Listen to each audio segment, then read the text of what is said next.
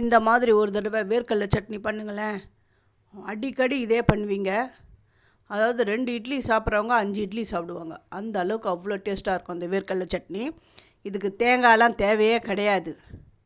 இதுக்கு தக்காளி சின்ன தக்காளி, ஒரு வெங்காயம் பெருசு, 2 பச்சை மிளகாய் இப்படி கீனி வச்சுக்கிறேன், 3 பல் பூண்டு, இதுதான் நான் எடுத்திருக்கேன். அடுப்பை ஆன் பண்ணிவிட்டு ஒரு கடாயை வச்சு அந்த கடாய் கொஞ்சம் சூடானதும் எண்ணெய், ஒரு அரை கப் வேர்க்கடலை சேர்த்துருக்கேன். வேர்க்கடலை உங்கள் வீட்டில் இருக்கிறவங்க நம்பர்ஸ் அந்த கணக்கை பார்த்து நீங்கள் சேர்த்துக்கோங்க.